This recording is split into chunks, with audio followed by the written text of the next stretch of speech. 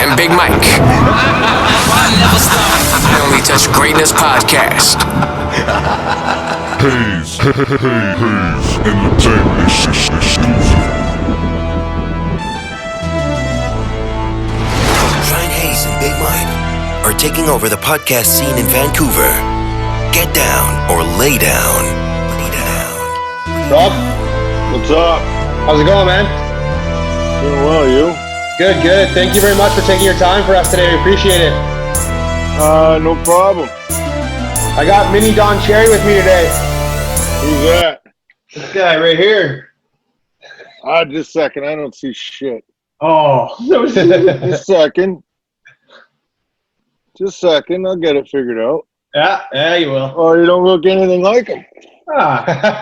Much better looking, right? Well, not really. A little skinnier. Yeah. How you doing today? Thanks for coming on and taking the time to hang out with us. No problem. Of Where course. are you guys out of? Vancouver, Canada. Vancouver. Yeah. Hmm. You like it It's here? late. It's past my bedtime. I know. I felt bad, but Brad and Matt were like, "Oh yeah, we'll be there." So I lined it up, and then of course they don't show up. And give them a couple minutes. I hope maybe they drop in a few minutes, but we got enough questions for you to get a quick interview.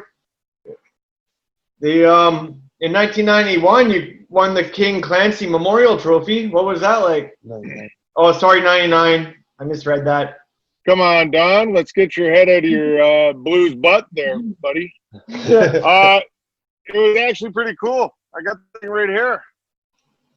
There's the little replica right there. It was kind of cool. Wow, No, right. you know what? It's nice because it's something that you're rewarded for, and you don't do it to be rewarded. Just helping people, and I think that's the biggest thing that we can do as players and ex-players. That there's so many people that need help that we're in a pretty fortunate position where we can do it. So why not help out? And I've done that since day one when I got in this town, and still continue today. And my kids, they're 16 and 11 now, and my wife, we still, stay highly active here in the local community and charity work, and I run our alumni. So, we got our guys going to different stuff all the time, just trying to make a difference here.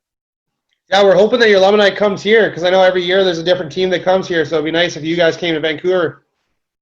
Yeah, we got a strong alumni. There's a handful across the league, and Calgary's got a really good one, Toronto, Montreal, and we've got an alumni here that we get a ton of support. We got great support from the organization. The guys, very active in town, and anything you ask them to do, they're always there and willing to help out. So, yeah, it's fun, and it gives us a little bit of a chance sometimes to get together and hang out and tell a few stories, tell a few lies, and see what's going on. There's a lot of sticks in the background. I like that. Yeah, that's my retirement fund. Yeah. Yeah, no, I got all kinds of them up there. Probably got 500 different Stein sticks by guys throughout the years, and jerseys and stuff like that. And my son's 11 now. He plays, and he's totally into hockey. So he's always up here just looking at him. What was this guy like, Dad? What was this guy like? So I love it for the interest, and it was pretty cool. While I was doing it, everybody kind of looked at me going, "What the hell you do that for? Why are you doing that?" All the other guys.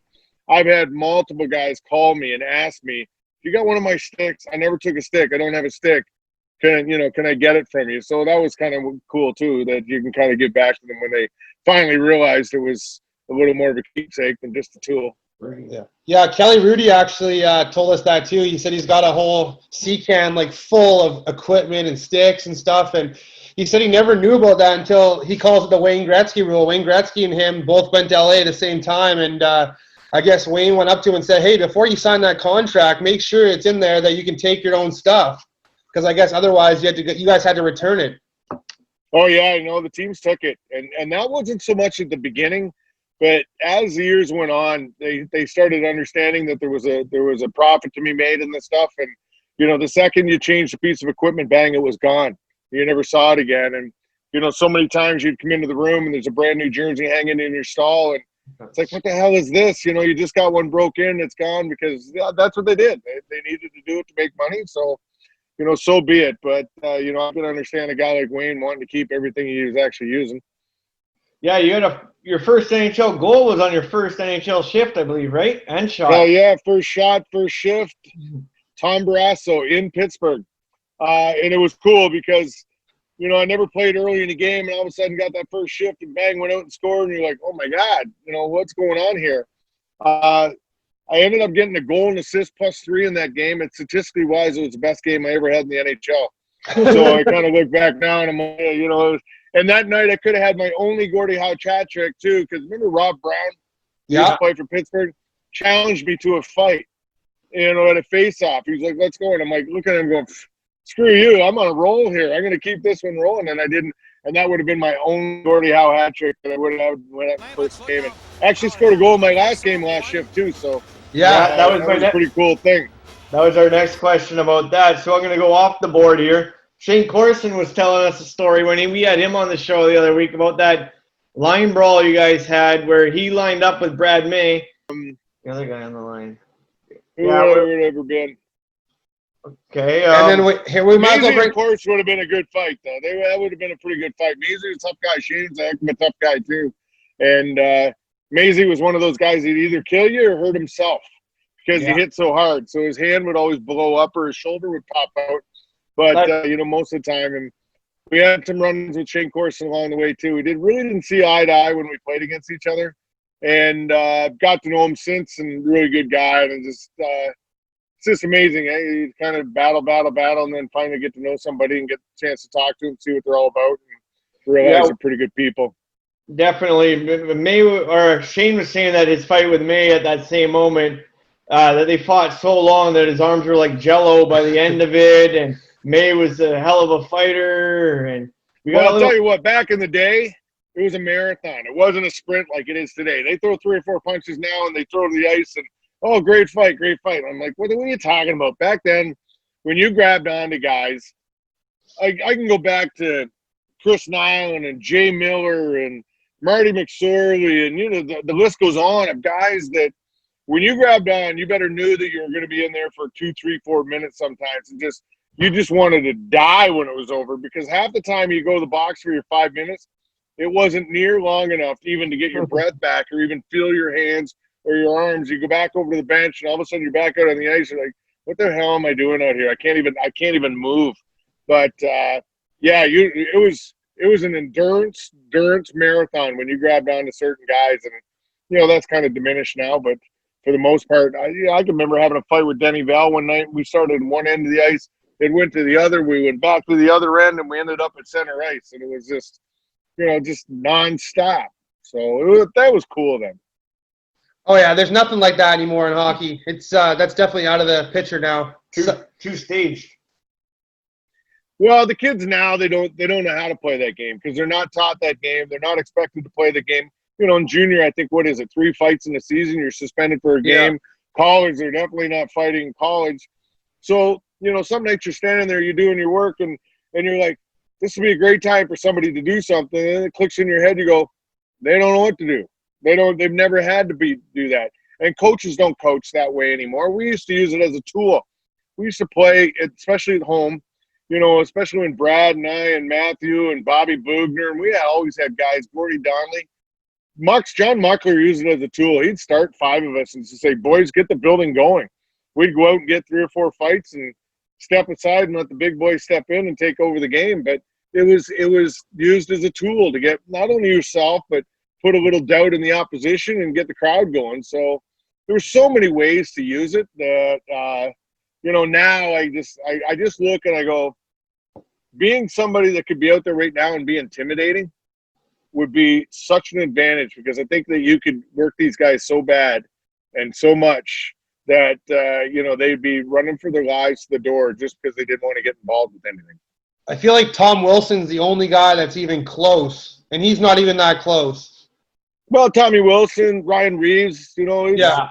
You know, there's 2 of the tougher guys in the game right now and that can still play the game. And, you know, you watch guys, and I hear guys talking before games like about these kind of guys, and they're like, they don't want anything to do with them. And, you know, I still think these guys could use it to their advantage, you know, even more just by talking. You know, just talk to guys. I remember Big John Scott played for us there for a while here. And, you know, I was doing the TV then. I said, John, do you ever just sit on the bench and tell somebody you're going to rip their head off and then they're standing in front of the bench? And he looks at me and goes, why would I do that? I go, maybe because you're 7 foot tall, you're 300 pounds, and if the guy ever thought you ever did get out on the ice, that he was going to be in deep trouble. And he goes, no, I never really thought about that. So it doesn't happen anymore. There's that kind of communication on the ice isn't out there. Yeah, we finished off. We heard this story too that you were skating by the bench and Tim Hunter was giving you shit because you were whacking Pavel at the end of the game, and then he came down around back through the tunnel and he met you down underneath. I was giving it to him. It was in Vancouver, and I was calling him old something. Yeah, and you can swear. just giving it to him, right? Giving it to him, and so we got thrown out. And in the old rink, we went straight off our bench and little thing and made a left, and theirs was over to the right side. He came off the back of the bench before me, and he was standing behind one of those big ass pillars, right? And I come, jaunting down off the bench, going to make the left into the room. All of a sudden, this big arm came out and grabbed right onto me. And he said, old, eh? And I'm like, here we go. And here we're under there. We're going at it on the concrete. There's this banner thing up behind. And in behind, there was like a buffet for people that were, I don't know what the hell they were doing.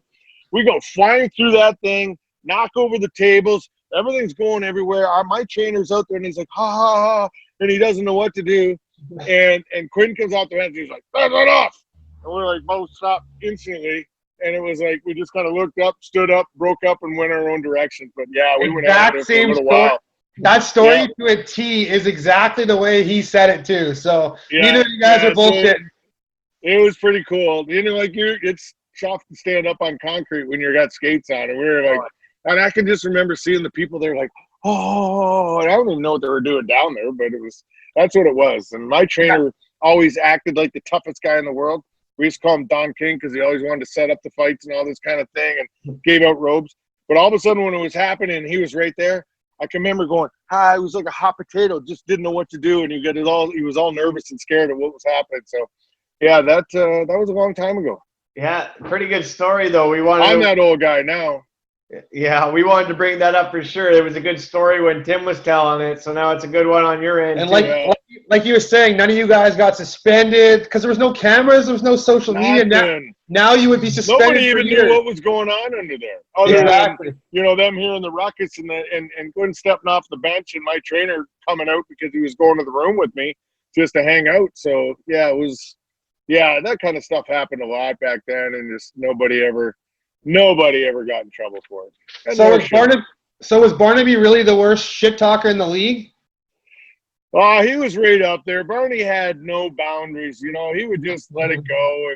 And some nights you just sit on the bench and you just shake your head going, what the hell are you doing? He was always smiling, though. Oh, God, yeah. Like, I've told many a times, this guy had balls the size of bowling balls because he didn't care. And he'd go at anybody, say anything, do anything just to try to get the upper hand. And he bit off more than he could chew some nights. But for the most part, Little Auger would just hang in there, and he would yap the whole fight, and he'd piss off. I fought him 3 times once he left when he was with Pittsburgh. And all 3 times I just wanted to put my fist through the back of his head. And we're hanging out the night before and hung out after, but during that few minutes it was just because he just said such stupid stuff. But anyways, he was effective, man. This kid could play, and he was effective in the game he played and the way he'd get guys going. But yeah, he said some things out there that you just, now if you ever did it, he'd be chased out of the league for the rest of his career. He'd never play again. Oh yeah, because he just nothing. And you know what? Nothing bothered him. You could say whatever you wanted to say to him, and he'd just laugh it off, and it wouldn't even faze him. So you couldn't even get him back that way. Beating up the Nordiques fan that jumped over the glass and ran across the ice. Can you tell bad that story? Decision on his part. Yeah, really bad decision on his part. It was a 5-on-5 fight on the ice. Herb Raglan had hit Clint Malarchuk, so that turned into a 5-on-5 on the ice. And we're all standing there watching it. All of a sudden, in the corner of your eye, you see this guy sitting on the glass up behind the bench. I remember John Muckler grabbing onto Ken Sutton's stick, and he goes, I'll get him. And he went to poke him. I got a picture of him just ready to poke the guy, and he dives into the bench. We grab on him, throw him onto the ice. He jumps up off the ice, comes running right back at the bench again. I get him with my left hand in the hair. and I had a head on the boards. I hit him, 17, 18 times or something. I stopped, excuse me, because my hand was getting so sore. The cops are jumping on him. They wrestle him down to the ice. They get him off. I got a ball of hair like a baseball in my hand. This hand's throbbing from hitting him so hard. The referees all of a sudden come over, and they start picking up bullets off the ice because they had fallen out of the police officer's belt when they were out there wrestling the guy down. They're kicking the crap out of him in the hallway. You can hear him screaming. We're standing on the bench going, what just happened? You look over to the Nordique side, and they're just sort of sitting there going, what the is going on? And it was like all of a sudden they dropped the puck and we kept playing. But come to find out, the guy was supposedly after did an interview, and he said he was protesting the violence in the sport. And then he proceeds to jump into our bench to try to do something about it. So French guys, you just don't know about them, Too many Pepsis and Joe Louis and smokes. Yeah, terrible idea. I bet you he was hurting the next day. Yeah. I've always said if there's ever hockey goes back to Quebec, I'm going to find that guy. I'm going to go find out where he lives, go knock on his door and just say, hey, what were you thinking? Just to try to see what he – so, but anyways, that's what happened. And when it was over and get on the bus. And I said to Gordy Diamond, I said, Gordy, is that the craziest thing you ever saw? And he's like, no. Same building, playing junior. He said somebody carried in 3 piglets in a pillow sack, threw them over. Pigs were running all over the ice. They were shitting everywhere. And he says everybody was trying to catch him. He goes, that's the funniest thing I ever seen. Hey, did you ever play with a Wayne Van Dorp growing up? Wayne Van Dorp, yep. I played with the Dorpster in Rochester. I was probably 88 my first year. And Dorper got picked up by, I don't know if it was Rochester or Buffalo. And he came in and just a massive, just scary looking bugger, man. I was like, I was like a 19-year-old kid, and I'm like, what the frig is this? He's like Sasquatch coming in. And he had an old Fargo van, and he lived in it. He parked it in the parking lot at the rink, plugs the whatever in, the heater in, or whatever the hell he had in the van, and he was living in it because he was so cheap. And he was that's where he lived. He would be the guy that we'd go to lunch or dinner or something like that. And back then you never made much. Like we didn't make much in the minors at all. And, so you'd always leave a tip.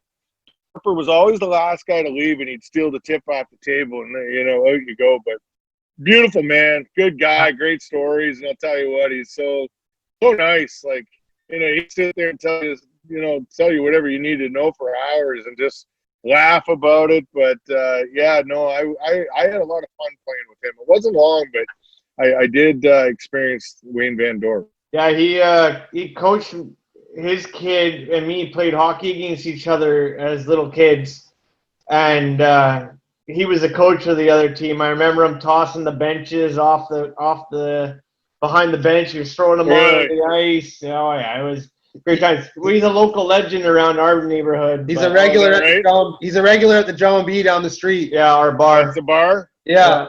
Yeah, that's cool. Yeah. One guy Tim Hunter brought up, I don't know if you ever played him or ever fought him, was Nick Fotu, Nick Patillo. Yeah, that's the name. Nick Patillo, yeah. No, I played in Rochester. I played against Nick in New Haven. Hunter said he was the toughest guy he ever played against, ever fought. Yeah, I never fought the guy, but I was like 19 at the time, and we roll into New Haven, and everybody was talking about Nick Patillo's here. Nick Patillo. It's almost like Slapshot, and he said Hammerhands looking the other and Nick Patillo, and I'm like, who the hell is Nick Patillo? But by that time, he had, he was past his prime, and he was just going. He was playing, but I can remember how nervous they were and how they were just a buzz about Nick Patillo. We're playing against Nick Patillo, so. That was my only experience with him. Played one game against him, and that was it. So, but never fought him. What about the Rob Ray rule? That's the invention of the tie straps now. Yeah, the jerseys. I never liked the tie down. Right? I never tied down. I always just cut them off. I just cut them right off because they just got in the road. Back then, everybody was experimenting with different ways of, jerseys, big jerseys, tight jerseys. Velcro on your arms, spraying them with stuff so you can't hang on.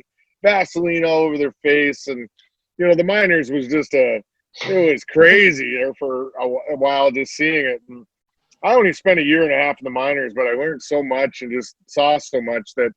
But anyways, you know, we experimented with the jerseys, like the Velcro I said, and arms coming off. And one time when I got up here, I got in a fight, my jersey came off, and I never wore undershirts or anything underneath my jersey, and then it was just small shoulder pads.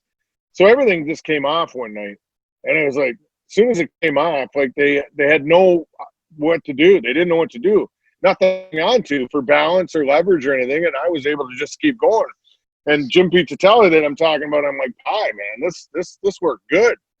So we got the bigger jersey, the goalie cut, and after a while, it was working, and then the shoulder pads were still on. So, like, cut the straps off, all the straps on the jersey, or the shoulder pads, cut them off, and they just sat on over your head and put Velcro on each shoulder. And it would stick to the inside of the jersey.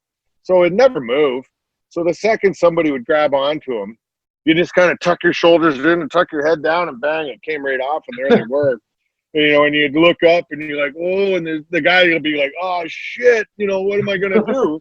And it worked to my advantage there for a long time until enough people complained about it. They put a stop to it. But, you know, I look back now. At the time, it was kind of shitty, but I look back now, and I think it's pretty cool maybe having something that's, you know, that's kind of related to you, and you were the one responsible for it. So leave a little legacy. Who'd you say the toughest three guys that you ever fought? Oh, man, the number one guy that comes to my mind all the time is Joe Kosher. Joe hit like a ton of bricks, man. When you locked in with him, every time his hand would touch your face, it was like a hammer hitting you. And, you know, it was just amazing how hard he could hit. You know, he wasn't a big guy or anything. We're pretty close to the same size, but, man, he packed a punch, and his hand was just a big ball. Another guy, Tony Twist, hit me so hard here one night right here, and it pushed my eyeball in through my orbital bone up in here. The whole side of my face filled full of air for 9 days. So 9 days, my eye is like this until all the air filtered out of my system, and, you know, the eye would open up again. So those two guys right there are like, you didn't want to get hit by them. You just, like, if you fought them, you had to be smart and get in tight with them and not let them get wound up. So, you know, and then there's Ty. I fought Ty, I think, 13 times in the NHL. So, you know, you got to know each other pretty well in that case. So, but, you know, with him, it was just you'd stand back, lock and load, and let it rip. And, you know, hopefully neither one of you went down just for entertainment factor. And I'll tell you what, I've got to know Ty since, and he's a super, super guy. And we had, you know, we sat last summer at our rink. No ice, obviously. Dropped the Jumbotron down. Him and I were sitting in a couch in the end of on the ice, and we watched all 13 fights up on the Jumbotron. And we talked about each one going into it, partway through it, and at the end. And it was so cool to do. And, you know, we ran it last year during our games and that. But it was just neat to sit and you know, kind of mull over them, what each guy thought about it. And it was a lot of fun. I saw the video online of Ty sneaking up on you and catching you coming down the tunnel. Yeah, he comes down. He's around quite a bit, you know, when his kid's playing, so he comes down to the games, and he's pretty good friends with our NHL security guy here. So he was down by the Zamboni. When the game's over, I get out. I'm between the benches, so I just open the door. Boom! I run right across the ice, out the Zamboni entrance. My truck's right there, and I can be on the road before anybody really gets coming out, so I don't get caught in traffic. And that little prick was in there, and it was dark, and I'm running down out through the Zamboni thing, and it's dark, and all of a sudden he jumps out and grabs onto me, and I'm like, I like shit myself right there, and I'm like, what the, you know? So, needless to say, I got caught in traffic as I stood there and talked to him for the next half hour. Did you have any like pregame meals or rituals? Me, no, I always like to eat pizza and 6 beers the night before the game. It kind of felt like I settled in a little bit. Then as I got older, it just turned into, I liked eating sushi the night before. I don't know why, just stupid stuff. But no, you know what? I whatever could put me to sleep. So I'd always be worried about stuff like who are we playing tonight? Who are you gonna? So you had to eat a big old plate of pasta or parm or something like that, just so it put you to sleep in the afternoon. that you wouldn't sit around all day and think about it. So no, not really. Not too much superstition on my side. Just same old stuff all the time. I never had that much success, so it was far and few between. Every time I do something good or have a good night, you'd be like, okay, what did I do? And you'd try it again the next night, and it wouldn't work. So it was like you're always searching for that thing. What would you say your Time. What would you say your personal highlight is and your personal low light in your career? I think, highlights, obviously, first game, scoring and all that. Team-wise, I think in '99, when we beat the Leafs in the conference final to go to the Stanley Cup, that was – we had guys on here for the last little while because we've been showing vintage games. And so we'd always have different guys on from the '99 team, online talking about it during the game. And every guy talked about the bus ride from Toronto to Buffalo that night. And on that bus was just the players, obviously, the trainers and coaches. And it was such a special ride, having a few beers and, guys being, emotional and just because it was a group of guys that kind of maybe overachieved a little bit, but we made it. We got to that spot we tried to get to, and we were going to have a shot at winning. And so it was just special. It was just, you'd have to be there to understand it. And then it just rolls into the worst time was, losing against Dallas in the finals. It wasn't so much the losing, whatever. You lose if you lose. It's just how you lose kind of sucks sometimes. And, you kind of look back at that and you kind of think what could have been. And unfortunately, it didn't go our way. But, hey, I'm just thrilled to death that I had a chance to be a part of it. Okay, I want to say two things. One thing, we got a little game going where every time we say we take a sip of the drink. We played this game with Shane Corson, Kelly Rudy. So if you have a drink and want to enjoy it, you can. I got nothing up here, dude. I'm like up in the attic here where nobody's around. Oh, okay. Next question. What am I going to – I don't know. I don't even know what the hell – no, I don't have anything. Next question, you got the Razor's Edge book. Yeah. How we long did that ago a few years back during the lockout. The guy that I wrote with, he used to work for the team, and he was like the newspaper guy, like the PR guy. So he had all the notes and all that stuff. And him and I just thought it'd be cool to go down, and we went year by year of everything that happened, talked about it a little bit. But it was cool just to put it all in one spot and, about your whole career and all that kind of thing. I look back now and, someday my kids, they have no interest in looking at it now because they think I'm full of shit anyways, and it's just whatever. And I'm like, someday they're going to read it and they'll, see what you went through and what it was all about. And it's just kind of nice having it all in that one spot and, that they'll be able to kind of look at it down the road and just see that, because if you walked in my house, you wouldn't even know, unless you came up here, you wouldn't even know that I played in the NHL. There's not a picture, there's not a nothing. And it's stuck in this little wall and a couple boxes over there, everything that you'd have. That's it. So it's not about that. And I always it was always kind of, I don't want my kids to fall under that umbrella either. That just be their own people. So I don't want them to think that, the pressure's on them. What would you say is your favorite piece of memorabilia that you kept?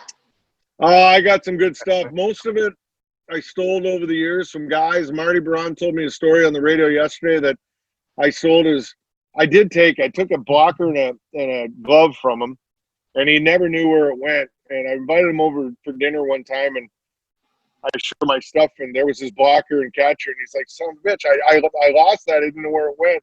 Well, I know I took it. I got Hashik's equipment. I stole it all. But I don't know. I got Gretzky sticks and jerseys and stuff like that. The Sabres, there used to be the Pepsis before, the American League team.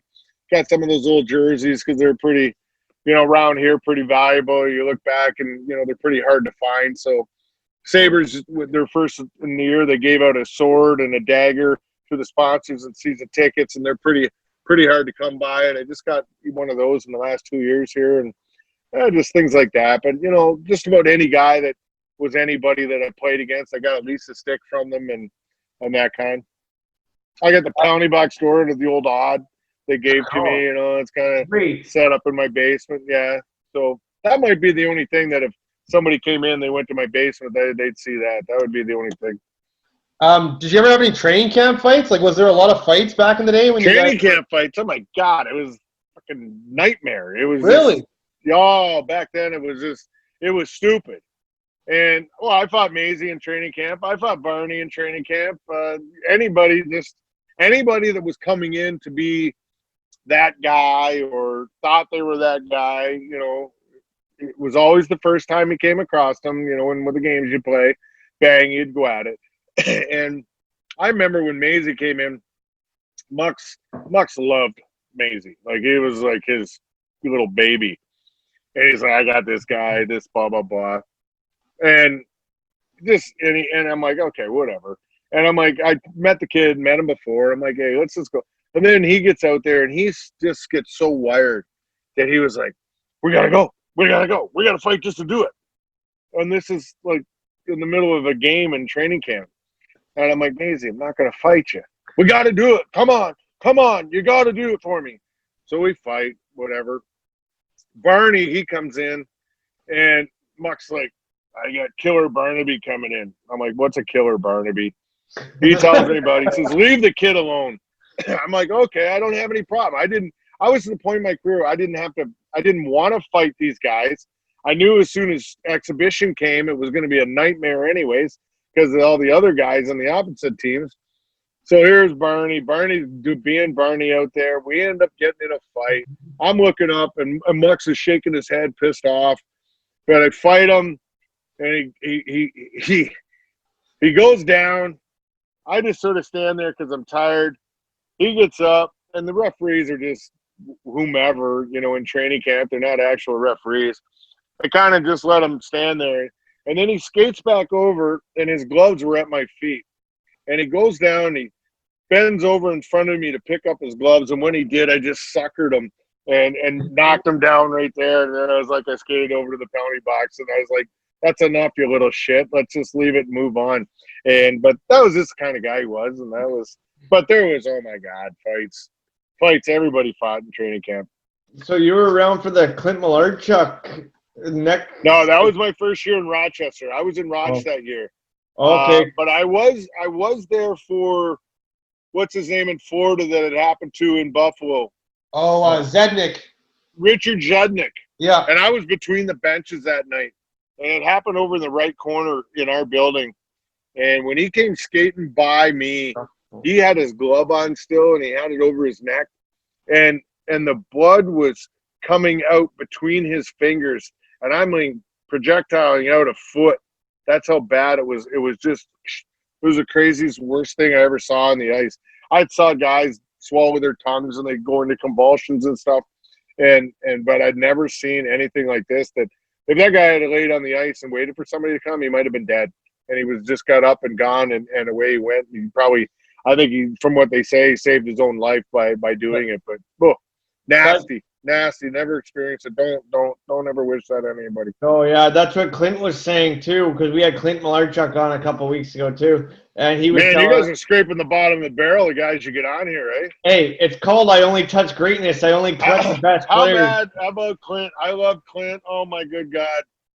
He used to I used to laugh my ass off at that guy, and the things he does now, he's like a horse dentist and all this kind of thing, and he does anything.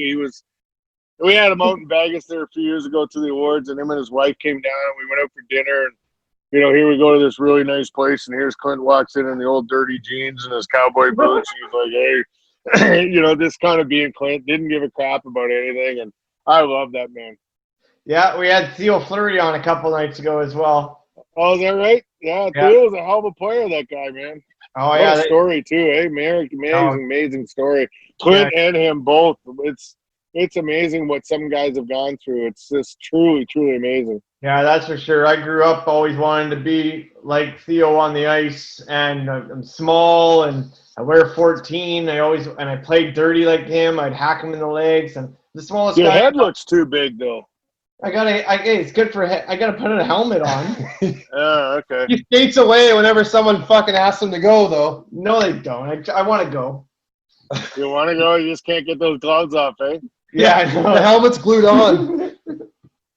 So I hear you're quite a fisherman. How was your last fishing tourney that we were talking about? How did it end up going? Love fishing, man. And my son is 11, and he just loves it too. But my son is one of these guys that when he gets involved in something, he's got to have all the equipment. And I mean every little piece of equipment. He's got more fishing rods and fishing tackle than I have used in my lifetime or never will. But it's so fun. It's so fun. You know, my buddies, we fish tournaments and stuff like that. But now he's the age where he wants to go. And, you know, we were out there one day for 11 hours, and he just never once even batted an eye at it or complained about anything. And, you know, every day it's like, can we go fish? Can we go fish? And we're in a pretty decent spot here for fishing. There's a lot kind of just local here that you can go. Niagara River, Lake Ontario, Lake Erie's all within, you know, 25, 30 minutes from us. So, but yeah, we fish, and, you know, that's our family trip every year when we get a chance to go away.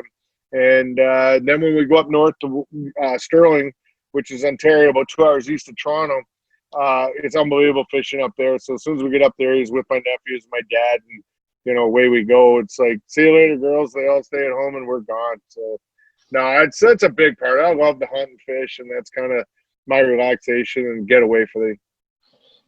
Just to touch back on something a little while ago we were talking about, the Dallas Stars goal when they scored the winner. Yeah, It shouldn't have counted. There's no way that counts. Shouldn't have counted. And then they just let the game finish anyways. You guys would have been Americans, they cheat on everything. True story. You know what? It is. It is what it is. It's unfortunate. You know, I know the time that it happened.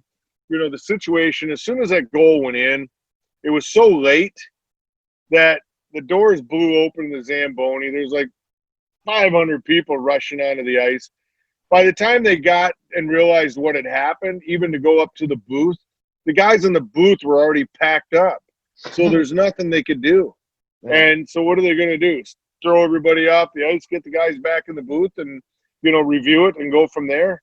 You know what? If it had been earlier in the game and not so late in that, then, you know, it might have been a different story. But just the way it ended, it was just sucked. Yeah, I'm still pissed off about that. I was cheering for Buffalo back then, and it's got to be one of the biggest blowing calls in the history of hockey. Like, well, I know, and that's just something you look back and you don't mind losing. As I said, it's just how you lose sometimes, and it's unfortunate because you just don't know. They're an older team, and they were beat up, and they were beat up bad, and we were young guys that were still fresh and full of piss and vinegar, and we were going. And, you know, we had chances in that game. James Patrick put one off the crossbar. Mercertan hit the post there that could have ended it, and it didn't go in. And then, so you don't know as you move forward, you know, what it would have happened. I know it's just sitting here crying about it a little bit, but in most cases, you know, it is what it is, and you just respect the opportunity you got to be there. What's your opinion on these players coming out like 10 years later and saying that their coach was racist or that kind of crap, or the coach kicked me, or? Yeah, I'm not a big fan of that. I think that, you know, if you have an issue with something at the time, you can do it. But, you know, down the road, it's, you know, the thing is things happen sometimes too. And, you know, sometimes it's an emotional game, and, you know, a lot of things go on. And, you know, I'm not talking stuff off the ice that, you know, bad sexual kind of stuff. No. I'm talking yelling and screaming, name calling, you know, and stuff like that. That, yeah, when you wait that long, you know, it's kind of, it's not fair. Well, it's not. I guess it's not fair, but I don't think there should be a way that they could do that. If you want to come out and say it, you know, just whatever. Take it with you. Take it to your grave. Trust me, I think that stuff happened that coaches did, and, you know, and a lot of those coaches are still working. And I would never dream, even if I wasn't still in the business, I would never dream of coming back now and saying to somebody, "Oh, this guy, you know, choked me one day. This guy, you know, punched me one day." Why? Like, what are you going to get out of it? We've all had a water bottle chucked at us as kids growing up, You know or what? We or probably a bench needed it. by Van Dorp. Yeah, we probably needed it at some point. So exactly. I don't know. It's unfortunate Hey, it has to happen, but I I know bad stuff happens, and it's unfortunate. You don't want to see it, and it shouldn't happen. But I don't yeah, know. I know how it would be. 10 years later, it makes it that much different. Where had if you confronted the problem at the time, you could have just solved the problem at the time. Yeah, and it 10 might years not later- ever have happened again to Yeah, anybody else.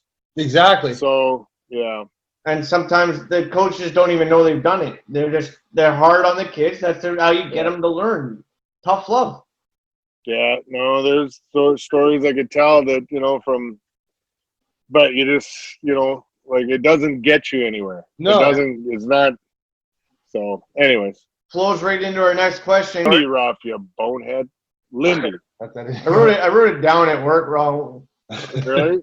You've been drinking a lot? Hey, I've been saying a few times. I'm glad he got the job. Lindy was a good guy. I played with Lindy when I first got here. He was a super teammate, good guy. And even when he left and came back as a coach, he was great. He was a hard ass. Like he went at you and he was hard, but he always had you so prepared going into a situation, playoff round, individual game, because he put so much time and effort into it. I think as time went on, Lindy had a little harder time dealing with younger players a little bit, and that kind of hurt him. But when he went to Dallas and then he went to the Rangers, being in the assistant position, you're not in that in-charge position. I've talked to him a few times, and he's like, hey, I've had to learn how to deal with the younger player. And he went as far as reading books and videos and all this kind of crap to try to understand the modern-day kid and how to relate to them. And so he did it. Correct. Like he's gone through that to figure it out and realized what he needed to do, and he's put that effort in. So now I think it's only going to help him, rolling into Jersey, and I wish him all the success. He was a good coach, good guy, good teammate, and he still lives in town here. He's just, you see him around all the time, and you just wish those guys the best. How do you like the broadcasting gig you were doing there? Oh, it's fun. It would be a lot funner if we were winning. Some nights it's kind of hard to, keep the emotion up, and they'll give a crap meter. Some not too high some nights, but what? It's a good young team. You kind of look forward, and hopefully it gets a little better. But yeah, it's the greatest job you can have without being a player. You're on the road, you travel with the team, everything's first class, everything's done right. I make more money now than I did my first 6 years of playing in the NHL. So all that kind of thing is great. And, I don't have to be in shape anymore. I don't have to go to practice only on game day. It's so many benefits to it. Yeah, you get a lot of time off. Oh, You don't have to get punched in the head. Yeah. No, you don't have to get – I get hit by pucks in between the benches or sticks or guys banging in. But it hurts for a second, and then all of a sudden it's like, yeah, you're kind of back into it again. So, but it's an awesome job. I totally appreciate having the opportunity and do it for a few more years, and that'll be enough. You hit it on the hammer, though, with a young team. And, with Jack Eichel and Casey Middlestad coming up and Rasmus Dahlin, they have a good roster. Yeah, well, you mentioned a guy there that needs, and fingers crossed that he can, get it going, is Middlestad. They sent him a Roch last year to try to get him a little confidence, but, hopefully it's a little different for him this year. Another young kid, Tage Thompson, coming in, after blowing his shoulder last year. But yeah, you got Jack and you got Sammy Reinhart and, Darlene and It took Reinhart Reinhart. Haru on the back end. And, we got some seriously really nice, talented kids that, if you can put it together and filter in a little experience and some good leadership around them, I think they can start together. I think the big key here is the coach. The guys love the coach, and he's a good communicator. He's gets everybody involved with it. He's a very positive guy, And, you know, it just seems like coming out of that last year, even though they were in the situation they're in, everybody was like, this coach is a breath of fresh air. And even Rasmus Ristolainen, that, you know, has been kind of chewing about getting out a little bit. He, you know, he's like, Ralph's a good man. Yeah, I feel like Reinhardt, it took him a couple seasons. I mean, like you said with Middlestad, it might just take him a couple more seasons. I mean, Reinhardt wasn't the stud he was 2 years ago either. No, but Sam and Jack have got pretty good chemistry together. Yeah. And they've done they do nice work out there. And, you know, Sam's got to re-sign here this summer to see what happens with that. And, yeah, with Victor Olsen on their line now, Victor, you know, not a young kid, 24, coming in, you know, as a rookie. And, you know, he's got nice hands, got a nice shot. So they all kind of combine really well together. He would have been up there. This team is not that far out of it. If Jeff Skinner, you know, scored 25 goals last year instead of 11, then, you know, you might be looking at a totally different situation. Yeah, Olofsson was definitely up there for the Rookie of the Year too. I mean, if he didn't get hurt there, he was at the lead at that point. Yeah.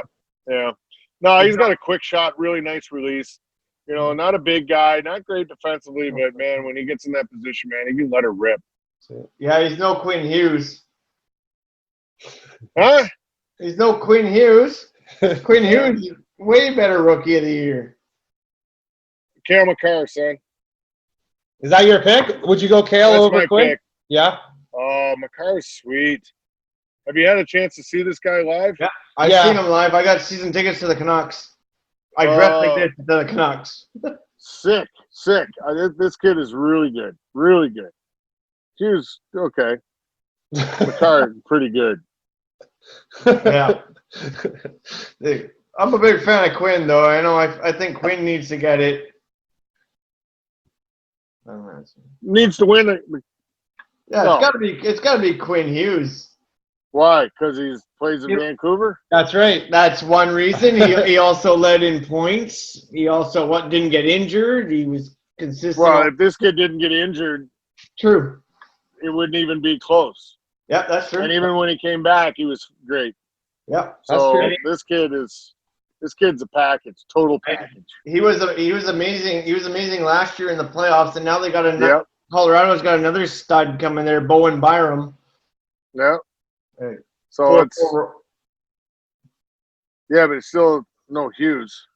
No, he's not. It's not. Nobody's Quinn Hughes. He's the best player in the league soon. What about his brother in Jersey, man? You didn't I don't notice know. him on the ice. He's just a little young. Maybe they pushed him in a little early, I think. And Luke Hughes coming up is a beauty too. He's the third kid. Oh, listen to you guys. You're on the depth chart here. I don't even know our kids in our depth chart. I worry about them when they get here. At that point, whatever. What was your favorite road bar when you played? Oh gosh, back in the day, like Boston, Montreal, Toronto, Chicago, all those places were so cool to play in. You know, it was nothing like going to the Montreal Forum or Toronto Maple Leafs or Maple Leaf Gardens or, you know, Boston Gardens. You know, you just sit there in your room, the rats are running across the roof, and you know, that's just part of it. You know, that's what it was all about. But pretty hard to beat the Canadian cities when you're on the road. You know, going having a good time, especially when you're younger. Not so much now, but You can't tell me you've never been. You can't tell me you've never been to the Roxy in Vancouver. Well, I can tell you whatever I want to tell you, but I mean, Vancouver is always a very big stop for the boys because a lot of guys from the West in that area, so it's always that's always a big night for them. Yeah. Hey, who would you say was your your favorite fight of them all? Favorite fight? I have to say Dave Brown one time in Philly.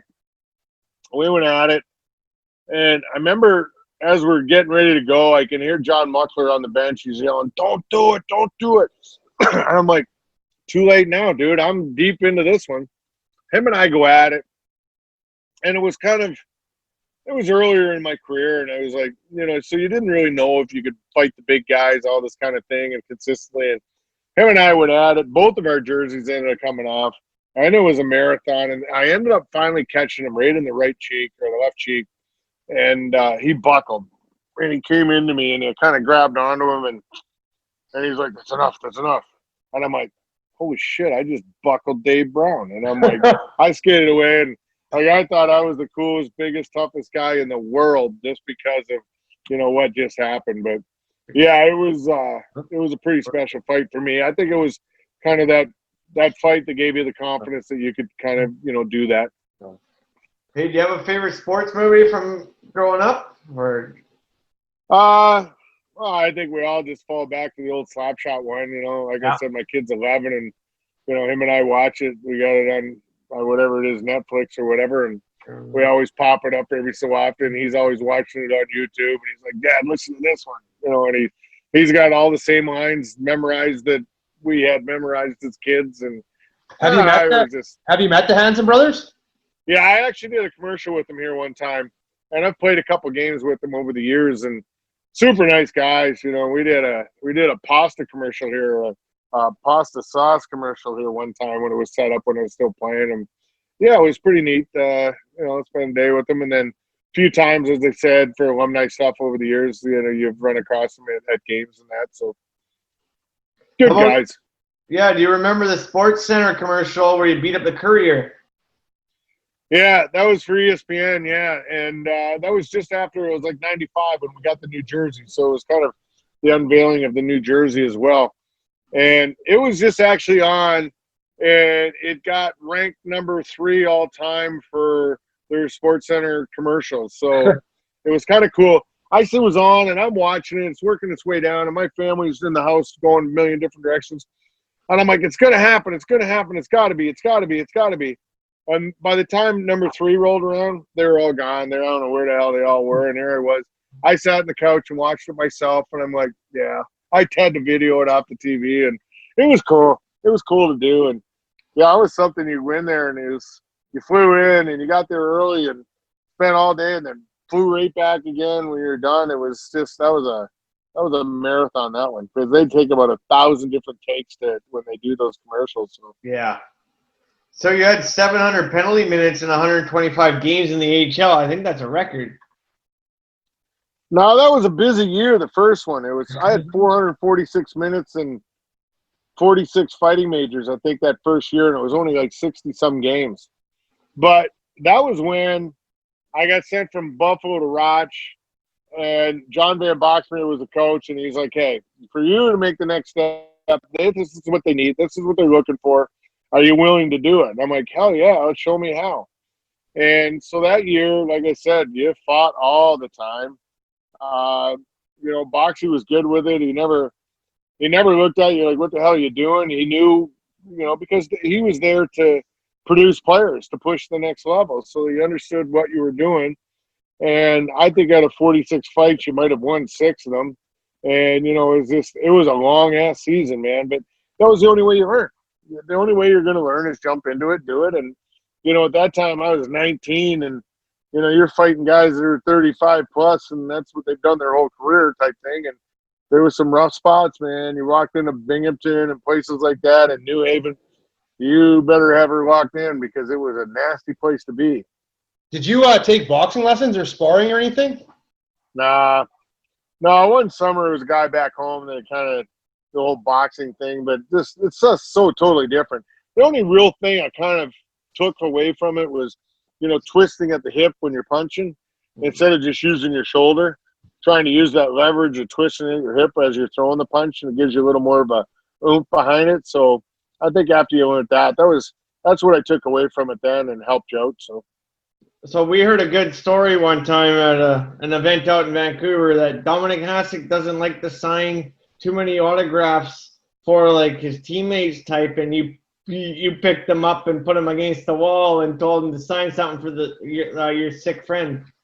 The Dom would give every guy 1 autograph a year. He kept track of it, who he had signed something for. And I remember Dom one time, it's like, Dom, can you sign this? And he's like, just 1 second. And he goes over to his little list and he goes, I gave you autograph at November 23rd. I'm like, I don't give a shit if you gave me one the 24th, 25th, 26th. Sign the paper. Sign this thing. And he was like, nope.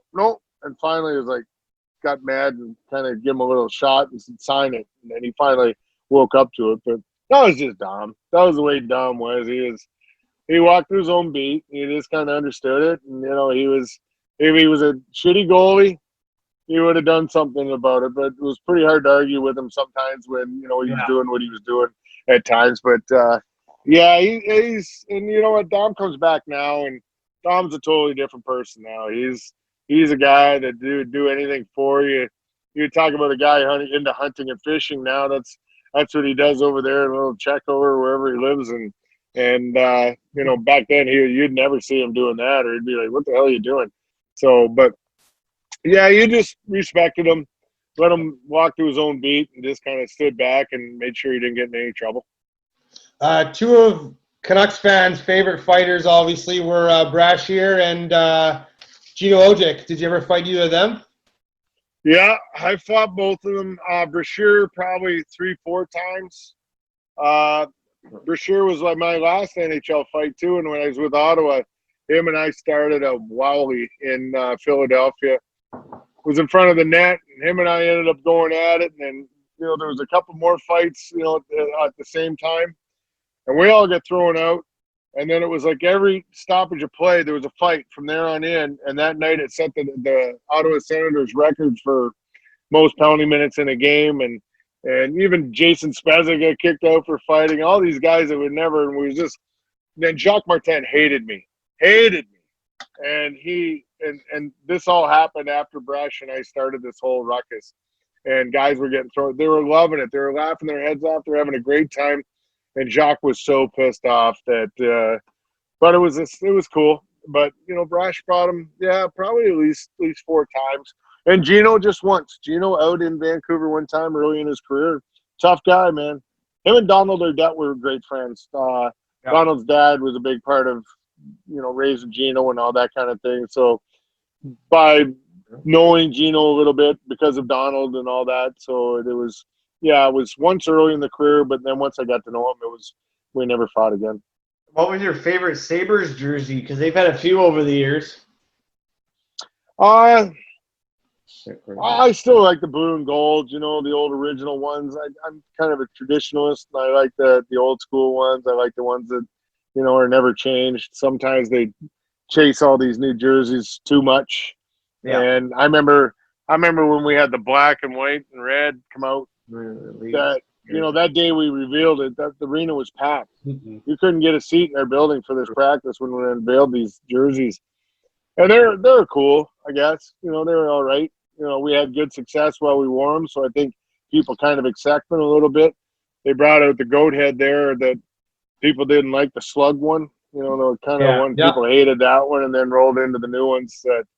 But we had that third jersey during the red and black years, and I still don't get what it was. It was a red jersey with a big black thing on the front with the sticks through it. And I'm not sure if the big black thing was a puck or nobody really ever explained to it. It's just like a big black hole. Yeah, that's for sure. I remember all those jerseys, definitely. What do you remember about the Mayday goal? Yeah. It made him a lot of money. Perfect timing. We got him on our podcast. We always say that if it wasn't for Rick Jenneret, then you wouldn't have been in the position you were in. Now, Maisie had a knack for pulling shit out of his ass, and he did that night, man. It was a beautiful move on one of the best that ever played the game, and to finish it off, once he got to the net was even more crazy. But Brad was a pretty skilled guy. He could do things, and he had balls to try it. And he that night when he pulled that, it was like bang. It was unbelievable because I think that was the first time in 10 years that the Sabres had got by the first round of the playoffs. They had been knocked out in the first round, every year up to that. So when that night happened, when we're leaving the rink, man, it was like we had won the Stanley Cup. People, they're out on the streets, they're hanging out of their cars, they're going crazy because we got through the first round of the playoffs, and it was amazing that it meant so much to them, and in turn, it was such a great goal too that it kind of all came together. Hey, being expansion cousins of the Canucks, I believe that stat is correct. The 1970. Yep, the Sabres. Who do you think's winning the cup first, the Canucks or the Sabres? Well, that one I'm going to have to say it's going to be the Sabres. Yeah, well, you want to drop the gloves? You got the smallest hand of any man I ever seen. I love do it. you even go to the washroom without help? Like, I know. I have to sometimes need a third hand. yeah. I don't know. I think it's unfortunate neither have got to that point, but it's hey, it is what it is, and hey, I don't know. I think years ago you kind of say, okay, yeah, you got a chance. You got to. Now it's so competitive and it's so equal out there. It's hard to say who's got the advantage anymore, and a lot of it is luck and timing and hitting on the right players. You're drafting, and if you don't hit those players, then you're not going to have a chance, and it's going to take you a few years to get back to that spot to have a chance. Hey, we have a club out here called the Sad Club, and the Canucks are in it, and the Sabres are in it for one of the longer streaks of never winning anything. Yeah, and I sure as hell hope that we win something before the Sabres, though. You think so, eh? Yeah. No, I'm just saying. You play any fantasy sports? I'd love to take some money from No, you. I don't play fantasy. You know what? I play. We have a hockey pool with just the kids on my hockey team, and I got to do my homework, and I sit up nights in bed, on the road trying to figure it out just to keep up to some of these kids because they know so much about it, and they just kind of do it off the cuff and do it easy, and I'm trying to. So no, that's all I do. I'm not allowed to do that stuff. Are you coaching these days, Rob? Yeah, I coach my son's 09 team. Okay. So they're all 11 years old now, and we play AAA here in Amherst, and it's fun. Just got back on the ice this week finally, and getting them going again, kind of shaking off the downtime rust. And problem is now baseball has started too, and it's such a stupid game, but they all get tied up in baseball too, so it's unfortunate. Hopefully he Need picks more hockey. hockey time. Yeah, hopefully he picks hockey. Oh no, you know what? These kids they're 11 years old, man. They just love everything and they want to do everything, and it's just so much fun. We've got a pretty good little team, so we've had really good success over the years, but I love just being there and listening to them in the dressing room and the things they got to say, and it's awesome. And they're getting to be really young men now. They're growing, they're getting taller, they're getting bigger, so it's totally different. We're out there practicing now, and they're skating so much better. The passing is great now, and it's fun to be in a practice. Hey, Rob, I just want to thank you so much, man, for coming on today. I really appreciate it. This is my buddy. Hey, bud. Check his black. Hey, check the black eye out. Oh. Hey, baseball? We got that in baseball the other day. Oh. Took Hey, one one right in the time. eye. Hey, one time, this is raw fair. This is a good story. I thought I was a hot shot, and I went up to catch some ball during softball. Boom! Had a couple ums, and I missed it, and the ball hit me. Boom! Laces right in between the eyes. I have a picture somewhere. That's why he has a cone head. His wasn't because of lack of skill like yours. His was just a bad bounce. So that's the difference. Hey, that's awesome, Ray. We'd love to have you back on sometime to chat again if you're down the road, if you give us a chance, but we had fun. Not a problem, guys. Anytime. We're always around. I'm Rob Ray. And I was just on I Only Touch Greatness, and it was great. Yeah. Fuck yeah. Sorry to swear. Thanks, Rob. Okay. Guys, Thanks, no Rob. problem. Thanks, Rob Jr. Appreciate it, guys. Thank you, See ya. guys. Take care.